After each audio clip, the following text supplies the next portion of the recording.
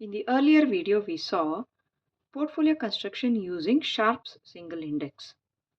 Now we will see portfolio construction using the modern portfolio theory or Maslow's theory. It is based on co-movements in security returns.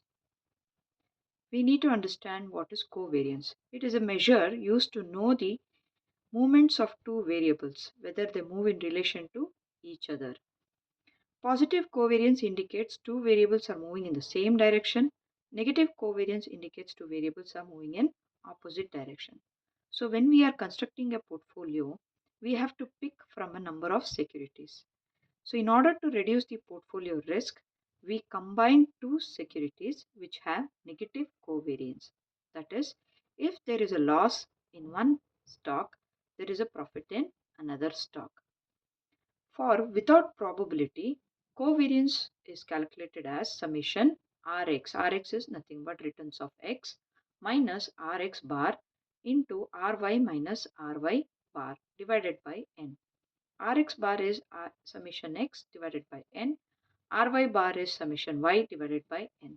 When probability is given, covariance will be summation pi into Rx minus Erx. Ry is returns of y minus expected returns of y. We need another value, coefficient of correlation. Rxy is equal to covariance of xy divided by standard deviation of x divided by standard deviation of y. This when interchanged will give us this formula, that is covariance when standard deviation and correlation is given can be calculated as covariance of AB is equal to coefficient of correlation into standard deviation of A into standard deviation of B. So the same formula can be used for two purposes depending on the information given. So first let us look at covariance without probability. The problem: find the covariance between two sets of returns given below for two securities. Security X returns are given, security Y returns are given. The solution: rewrite the security X returns, security Y returns. Sum it up, we get summation of X returns as 29, summation of Y returns as 57. So to calculate the covariance, we need to calculate these values. Returns of X minus the average returns of X. So that is 2 minus 5.8, 4 minus 5.8, 5 minus 5.8, 8 minus 5.8, 10 minus 5.8 will give us all these values. Similarly, for Y, the average returns of Y is 11.4. So 3 minus 11.4, 7 minus 11.4, 8 minus 11.4, 15 minus 11.4, 24 minus 11.4 gives us these values. Multiply these two values and we get all these values. When we sum up these values, we get 103.4. The X bar value is 29 by 5 is equal to 5.8. Y bar is 57 by 5, 11.4. So the covariance value can be calculated as summation X minus X bar and Y minus Y bar will give us 103.4 divided by 5 is equal to 20.60. So high positive covariance indicates that their movements are alike either upwards or downwards together. Now let us look at covariance with probability.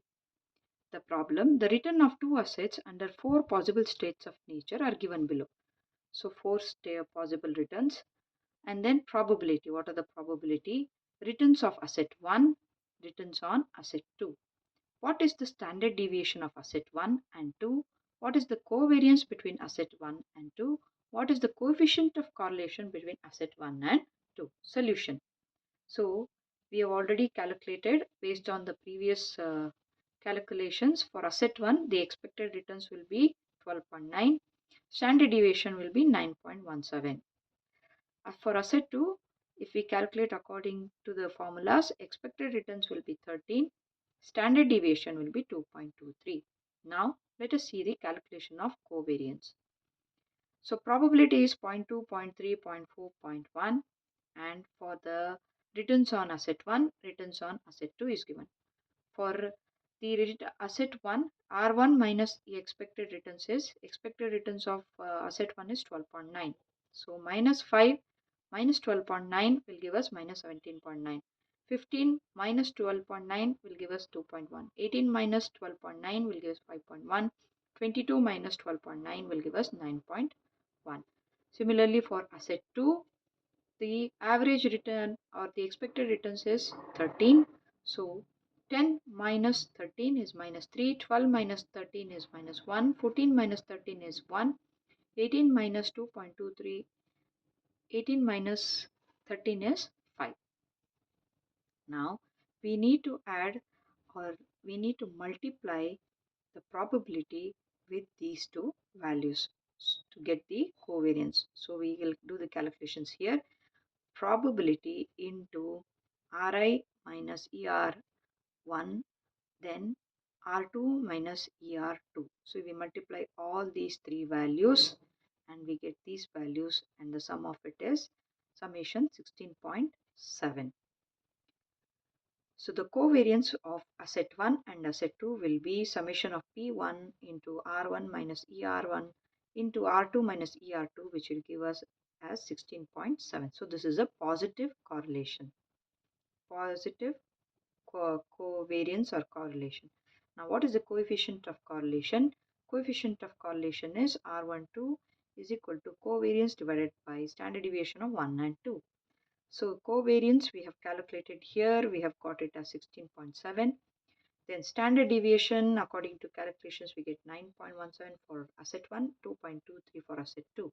So we get coefficient of correlation as 0.816. Since the value is close to 1, since it is close to 1,